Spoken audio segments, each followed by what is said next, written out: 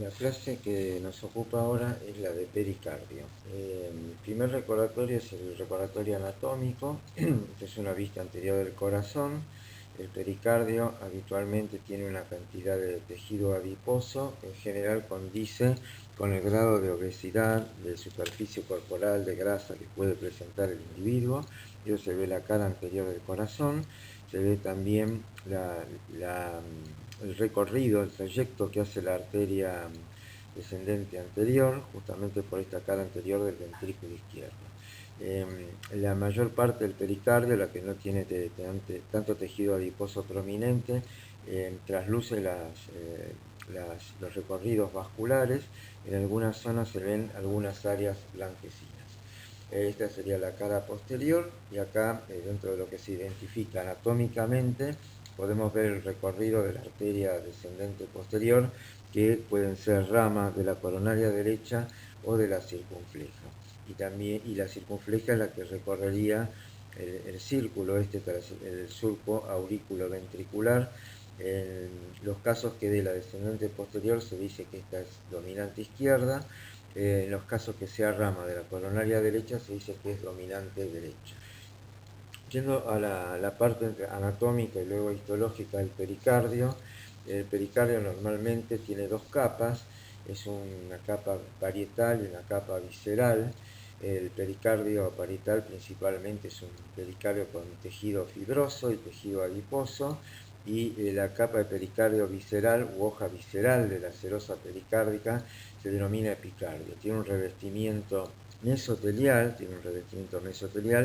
y por el interior del epicardio transcurren vasos como las arterias coronarias, ramas venosas, puede haber filetes nerviosos, como las estructuras más salientes. Generalmente está constituido por tejido adiposo, con algunos tractos de tejido conectivo y elementos, como decíamos, vasos nerviosos. La patología del pericardio es acotada en cuanto a lo que es más frecuente encontrar en la clínica. Es el derrame pericárdico, la inflamación o pericarditis, tumores o quistes. Habitualmente el pericardio normal contiene 30 a 50 mililitros de líquido citrino, aspecto seroso, no de carácter inflamatorio, y los derrames pueden ser de estas calidades: seroso, cero hemorrágico, hemorrágico o quiloso.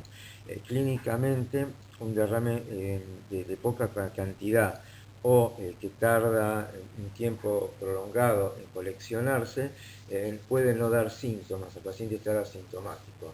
Un derrame rápido, como puede ser una ruptura de la pared anterior por un infarto agudo de miocardio, puede derivar rápidamente en un taponamiento cardíaco. Y también el derrame, sobre todo un derrame hemorrágico, puede alertar sobre procesos infecciosos severos, tipo de tuberculosis, por ejemplo, o por otros agentes virulentos. O lo que hay que descartar en esos casos es que no se trate de una extensión neoplásica. En la mayoría de los casos, la gran mayoría de secundarios. Este cuadro es un poco en el Robbins, la novena edición de la última, y las causas de pericarditis las agrupa por agentes infecciosos de origen presumiblemente inmunológico o de otras causas. Agentes infecciosos: puede haber una pericarditis viral, una pericarditis por bacterias piógenas, esto en general en cuadros de sepsis o relacionados con algún proceso piógeno, a veces relacionado con marcapasos, con una endocarditis infecciosa, con procesos de vecindad del miocardio, tuberculosis dentro de las granulomatosas, micosis y otros parásitos más raramente. Luego vamos a ver una imagen de un quiste datídico, por ejemplo. Muchas de las colagenopatías y entidades relacionadas pueden presentar una pericarditis. Generalmente es una pericarditis de tipo fibrinosa o serofibrinosa, y entre ellas vemos el caso de la fiebre reumática, el lupus eritematoso sistémico, que se asocia siempre. Uno de sus criterios diagnósticos es la serositis. En este caso estamos hablando del pericardio, pero también puede ser la inflamación de la serosa pleural, la esclerodermia, las postcardiotomía o post-infarto de miocardio. Hay una pericarditis de tipo inmunológica, que es el síndrome de Dressler, que se puede suscitar a los pocos días de iniciado de la evolución de un evento agudo, de un infarto agudo del miocardio. Una sensibilidad, una reacción de hipersensibilidad a drogas también puede dar una pericarditis de origen de patogenia presuntamente inmunológica. Como otras causas, pericarditis urémica, por supuesto después de cualquier cirugía cardíaca va a haber una pericarditis en general fibrinosa y que en general esa pericarditis va a ir teniendo a organizarse con un tejido de granulación subyacente.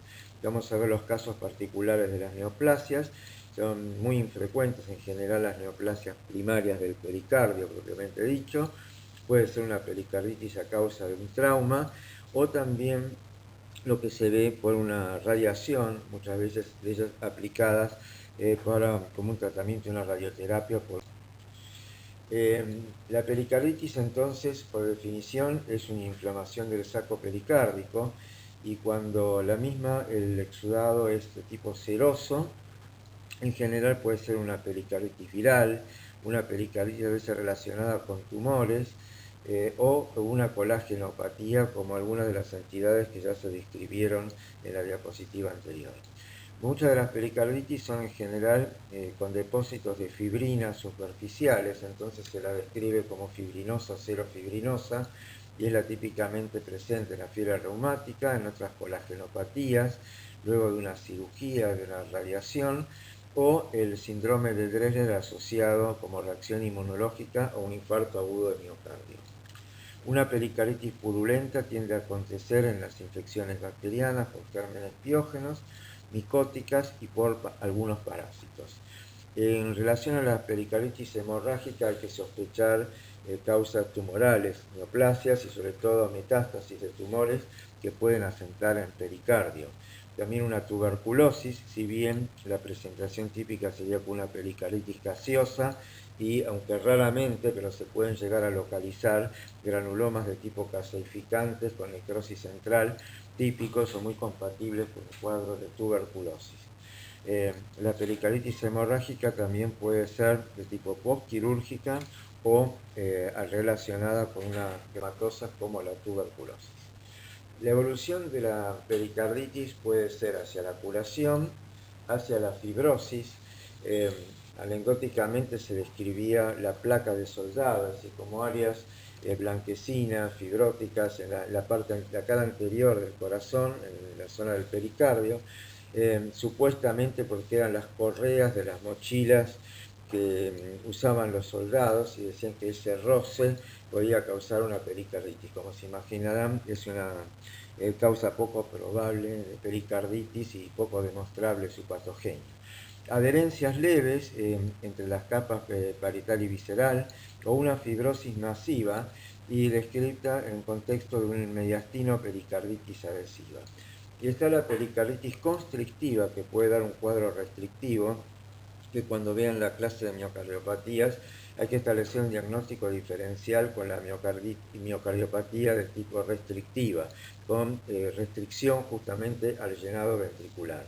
La pericarditis constrictiva la pueden encontrar con la vieja denominación Concretio cordis, pues ser las consecuencias de una pericarditis importante que antecedió a este proceso y que tiende a la calcificación y a la fibrosis, dando como una carcasa, una coraza importante que va a producir una restricción del corazón. Y acá tenemos imágenes macroscópicas típicas. La pericarditis fibrinosa, ven los depósitos de fibrina, las adherencias entre la capa visceral o epicardio y la capa parietal. La pericarditis hemorrágica, también este material fibrino hemorrágico se ve la coloración rojiza tipo sanguinolenta, pero seguramente también en un componente fibrinoso característico. Y la pericarditis purulenta, en general con un proceso piógeno o relacionado con alguna sepsis, con alguna entidad sistémica o con un proceso piógeno que es un proceso heredado de una contigüidad, de un proceso piógeno local. Anecdóticamente también en los viejos textos, los viejos patólogos describían las relaciones con los alimentos, la pericarditis fibrinosa como en pan y mantequilla, una pericarditis con hemorragia como en jalea de grosellas, etcétera, etcétera, tratando de hacer una descripción alegórica a elementos conocidos como los alimentos. Una pericarditis fibrinosa típica, por ejemplo, de una fiebre reumática, encontramos depósitos superficiales de fibrina en relación con la parte de la superficie del epicardio y un tejido de granulación subyacente. Esto está indicando que hay un proceso de fibrina, es el material eosinófilo en organización, en este momento no tienen una cantidad escasa, moderada de elementos leucocitarios y un tejido de granulación subyacente con los elementos típicos de este tipo de proceso, es decir, fibroblastos, mononucleares, macrófagos y una gran prolinovasos. La pericarditis purulenta, por ejemplo, el infiltrado inflamatorio es un exudado tipo piógeno, se ven las colonias bacterianas, estos cúmulos acá basófilos corresponden a colonias bacterianas, y vemos acá en este contexto histológico fibrina en organización, todo esto basófilo correspondería a colonias bacterianas, y un cúmulo importante de elementos leucocitarios que incluso con este aumento ya uno llega a visualizar que son neutrófilos en la gran mayoría de los elementos que están dentro de ese exudado. Con mayor detalle acá, y esto sería una embolia séptica, un vaso donde estamos viendo microorganismos coleccionados en la luz. La pericarditis crónica inespecífica, como este caso, puede ser patrimonio de entidades con una miocardiopatía chagásica crónica, donde hay en general una inflamación prominente de tipo crónica del miocardio, pero que también puede comprometer el pericardio suprayacente. Entonces podemos ver fibrosis superficial, que eso se puede correlacionar con las áreas macroscópicas blanquecinas, cúmulos o agregados linfoides fundamentalmente, y entonces si vamos a discriminar dentro del infiltrado van a predominar los linfocitos sobre todo, acompañados por macrófagos, por plasmocitos, y entonces estaríamos hablando, es lo más frecuente de ver en los tipos de pericarditis, una pericarditis crónica inespecífica con fibrosis, con un infiltrado de tipo mononuclear con predominio linfocitario y una fibrosis densa. Y en general esto puede corresponder a distintas teorías, siendo hallazgos inespecíficos. La pericarditis crónica calcificada, acá vemos que ya hay un grosor importante de todo el pericardio, la fibrosis intersticial con hialinización es muy importante, un tejido conectivo denso. El infiltrado mononuclear en esta etapa ya tiende a ser más leve, disperso, y hay agregados o cúmulos de calcio que es lo que van a dar la gran concreción pericárdica que puede comprometer la circulación subyacente de un cuadro restrictivo. Esto que en este caso fue un hallazgo en un pericardio, en un epicardio, ver granulomas no caseificantes, incluso acá con células gigantes multinucleadas, con un cuerpo asteroide, y esto puede verse en un granuloma de tipo sarcoidal. Entonces son granulomas no caseificantes con células gigantes multinucleadas. Ven que hay todo un agrupamiento, en este caso del granuloma. Se ve bien la disposición en el pericardio, y la sarcoidosis es una causa de miocarditis granulomatosa. Aparte de la pericarditis, podemos llegar a verla en el interior del miocardio, y son diagnósticos diferenciales con otras entidades que producen granulomas en el corazón, como la fiebre reumática con sus nódulos de Aschoff, o la miocarditis de células gigantes, o incluso con granulomas de origen micótico, o por la tuberculosis, que sería la causa más frecuente. Entonces, pericarditis con granulomas no caseificantes acercan el diagnóstico hacia una sarcoidosis. Veamos entonces la comparación acá con los granulomas más típicos de la pericarditis tuberculosa. Son muy difíciles de ver este tipo de lesiones histológicas aunque la tuberculosis es una enfermedad prevalente, pero en los casos de pericarditis cuesta a veces encontrar focos tan típicos donde se ve un proceso granulomatoso con necrosis central de tipo caseificante. En el líquido pericárdico, en este caso, que en este paciente era un líquido de características inflamatorias inespecíficas, se ven los neutrófilos, los glóbulos rojos, algunos plasmocitos o linfocitos, y macroscópicamente estos casos pueden asociarse con un exudado pericárdico, con adherencia incluso entre ambas capas, una pericarditis con un material gaseoso que hay que demostrar históricamente. Este es del mismo caso, y acá las manifestaciones histológicas son más floridas. Ven una célula gigante con la disposición de los núcleos en herradura en la periferia tipo célula de Langhans, la necrosis central de tipo caseosa, las células epitelioides, que serían células histocitarias modificadas, y elementos linfoides en la periferia. En otras áreas, ven dentro del mismo proceso del mismo paciente, la infiltración era sobre todo mononuclear y linfocitaria. Acá vemos células gigantes, y el tema de la pericarditis tuberculosa es que puede evolucionar frecuentemente a una fibrosis severa, una secuela.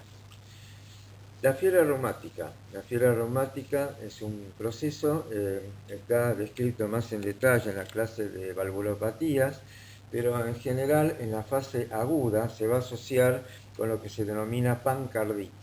Y la pancarditis es uno de los criterios mayores de diagnósticos de Jones, de la fiebre reumática, y consiste en general en una inflamación del pericardio, que es lo que nos ocupa ahora. Generalmente es una pericarditis inespecífica, fibrinosa, como en este caso, con tejido de granulación subyacente, pero el diagnóstico se va a ver apoyado en fiebre reumática si empezamos a ver estos rasgos o hallazgos histológicos. Esta formación tipo granulomatosa, rodeando los vasos, perivascular en el espesor del miocardio. Acá se ven nódulos de Astros más característicos, con disposición en el intersticio del miocardio, y con más frecuencia lo vamos a ver en el endocardio, en la zona valvular. Pero esto se ve en la fase aguda de la fiebre reumática. Es muy ocasional poder hallarlos en material que proviene de válvulas o de aurículas o de otro tipo de material cardíaco en la fase crónica. Entonces el infiltrado inflamatorio granulomatoso, nódulos de Astroff, lesión cuasi patognomónica, diríamos, de fiebre reumática, con las células de Anschauch. Quiste hidatídico pericárdico, bueno, un hallazgo, un paciente con una hidatidosis y que se ve toda la gruesa capa cuticular del quiste y la zona más prolígera, con los elementos característicos producidos por el Echinococcus granulosus. Y ahora vamos a pasar a otra patología que, si bien no es tan frecuente, tienen que conocer, que son los tumores y quistes del pericardio. Un concepto general grosero es que los tumores metastásicos son entre 20 a 40 veces más frecuentes que los tumores primarios. ¿Dónde está el tumor primitivo que puede metastatizar, dar un secundarismo en pericardio? Los más frecuentes son tumores de pulmón, principalmente el adenocarcinoma, que suele ser un tumor de la periferia del pulmón, puede dar una extensión a pleura, y de pleura también comprometer adicionalmente el pericardio. Cáncer de mama. En cáncer de mama, la peculiaridad, saben que a veces una paciente puede tener antecedentes de una resección mamaria de mucho tiempo atrás y puede volver a aparecer dando una metástasis en pericardio. Tumores hematopoyéticos de índole de las leucemias y los linfomas pueden comprometer el pericardio, y el gran simulador, que es el melanoma, con todas sus células atípicas, a veces no pigmentadas, células que va a haber que caracterizar mediante inmunistoquímica, saben, con una tinción que consiste en HMB45, melana y S100 entre los marcadores más utilizados. 2 de 3 tienen que ser positivos para poder suscribir el diagnóstico de extensión de un melanoma en el pericardio. Los tumores primarios del pericardio, entonces tumores benignos, Están los quistes. El quiste más frecuente por mucho es el quiste mesotelial. Dijimos que el pericardio tiene un revestimiento mesotelial y puede dar lugar a un quiste que en general en la mitad de los casos puede ser asintomático y es de resolución quirúrgica en el caso que dé alguna manifestación clínica.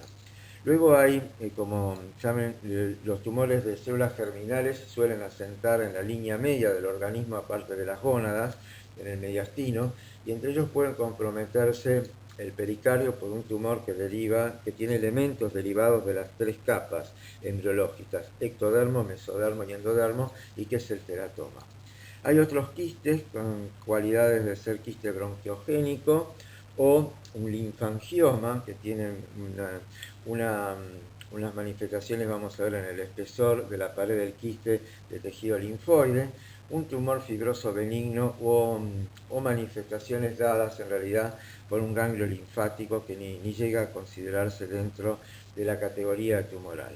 Y dentro de los tumores malignos, el mesotelioma maligno sería el tumor típico del mesotelio. Es un tumor que se observa más frecuentemente en la pleura y en relación con la exposición a asbestos.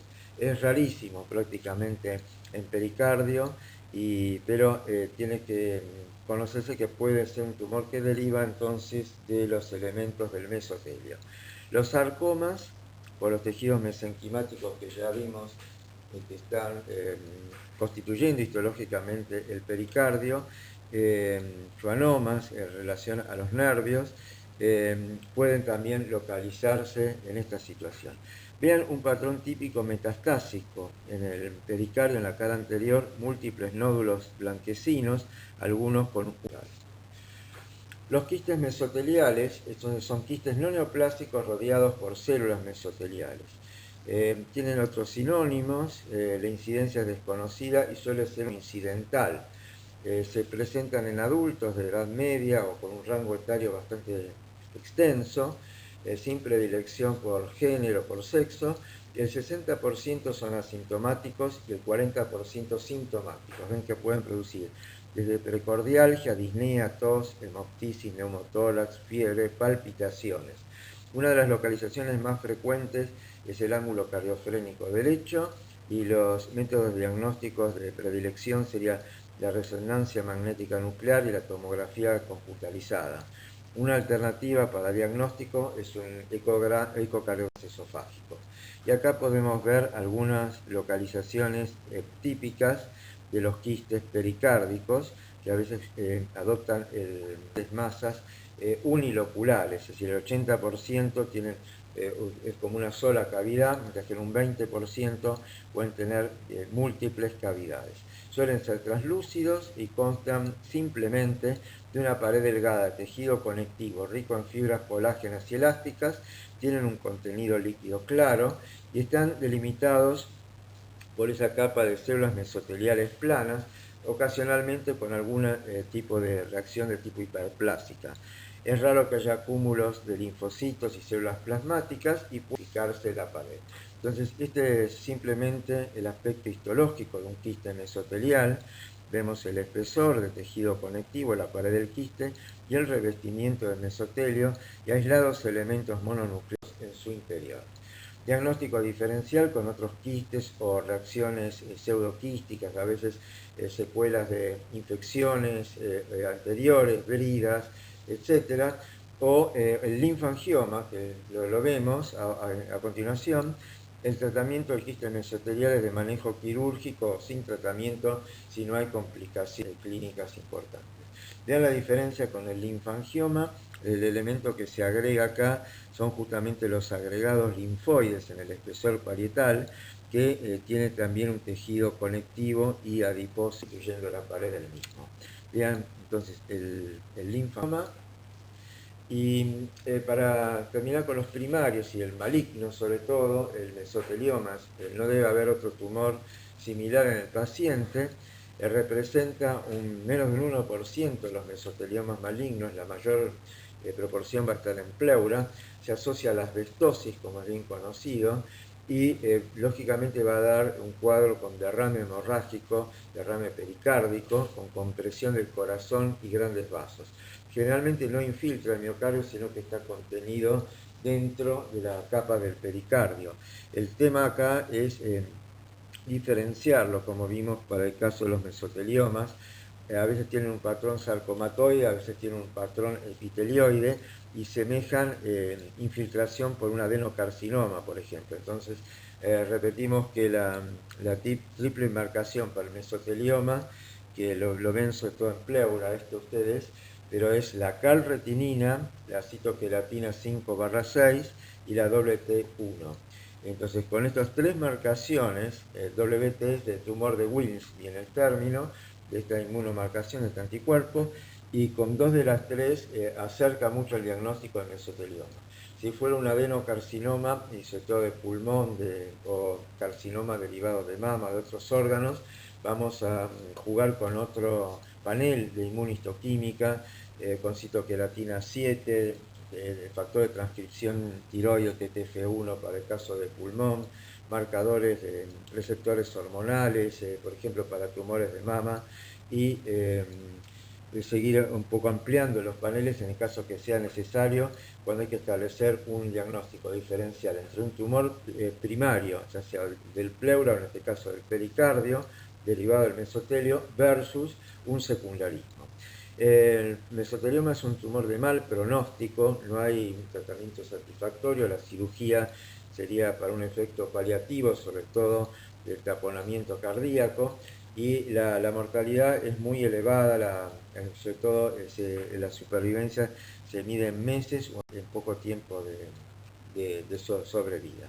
Entonces vemos un aspecto del mesotelioma forma como una coraza, una gruesa capa que está comprimiendo, que está extendiendo acá entre las capas del pericardio y de alguna manera también es como que ahoga, comprime el corazón subyacente. Metástasis. Esta es una serie importante de autopsias metastásicas al corazón y decimos que los tumores metastásicos cardíacos son mucho más frecuentes en proporción también de 30 a 1 con los tumores primitivos, sobre todo los malignos, que son tumores infrecuentes. Vean un poco acá está discriminado en esta tabla la proporción del total de la metástasis y cuánto es el compromiso pericárdico del corazón en total. Pero en general los tumores que tienen predilección por dar un secundarismo en el corazón, sea en el pericardio, en el miocardio, en alguna de las otras capas, es el melanoma, tumor de células germinales, tumores de tipo hematopoyético como leucemias o linfomas, cáncer de pulmón, sarcomas, cáncer de mama, de esófago, de riñón y algunos otros de órganos vecinos, cavidad oral, lengua, laringe, tiroides, etc. Son más infrecuentes tumores localizados primitivo en la cavidad abdominal como tumores del hígado, tractos biliares, de páncreas, próstata, ovario, etc. Entonces veamos que la proporción, lo que decíamos al principio, los melanomas, cáncer de mama, cáncer de pulmón, leucemia, linfoma, son los tumores que comandaron la metástasis cardíaca. Por ejemplo, acá tenemos una imagen macroscópica de un tumor metastásico en el pericardio y que se manifestaba en el tejido con embolias neoplásicas. Correspondía a una metástasis de un carcinoma de mama. Ven acá un vaso, en su interior una embolia de células atípicas. Y acá, en esta localización, se observan más embolias plásticas, vasculolinfáticas. Este es otro caso real también. Es una paciente que se ve en el líquido. Es importante obtener una muestra citológica. Por un lado se puede hacer un análisis físico-químico, un análisis de laboratorio, investigando distintos elementos, pero por otro lado el análisis citológico que se hace en un servicio de patología nos puede permitir identificar estos colgajos, acúmulos de células atípicas, que en el caso que se hizo una pericardiectomía, una resección del pericardio, vamos a ver luego la presencia típica de infiltración por células que tenían en esta paciente un antecedente de cáncer de mama, en este caso no una metástasis. Pero la metástasis del melanoma, en este caso es un tumor pigmentado, lo que muestra acá la macroscopía, pero el melanoma no siempre dan células poligonales grandes, no tienen que tener necesariamente pigmentación, es un melanoma amelanótico, entonces tenemos que recurrir a la inmunomarcación. Esta es una metástasis, también un caso, un melanoma, había algún antecedente en este paciente, y ven que es un tumor que es un gran simulador, puede ser un tumor indiferenciado, hay que aplicar un panel grande, importante, inmunistoquímica, pero las marcaciones con Melan A, HMB45, S100 y algunos otros marcadores que hay para melanoma van a acercar el diagnóstico.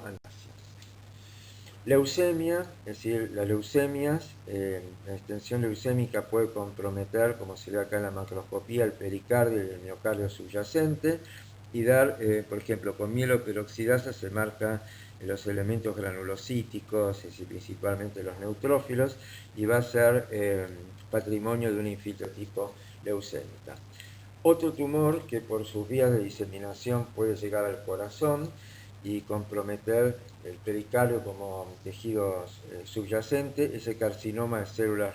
Y vemos un caso también real, concreto, una paciente que tenía un antecedente de un carcinoma renal, y estas son las imágenes de la extensión de la neoplasia a nivel de la vena cava. Esta imagen refleja, este es el pericardio, el miocardio, extensión del tumor que acá está adherido al endocardio del ventrículo derecho, y el mismo se extendía por la arteria pulmonar, dando embolias neoplásicas en las arterias segmentarias del pulmón, es decir, lo que constituiría después esas imágenes típicas de la diseminación de un carcinoma renal por vena renal, toda vena cava, la desembocadura, como vemos acá, en ventrículo derecho, y la salida desde la arteria pulmonar a las ramas de la arteria pulmonar más distales, dando esas imágenes de múltiples nódulos. Bueno, esto es un poco todo un panorama, pantallazo de todo lo que pueden ver en relación a la patología del pericardio.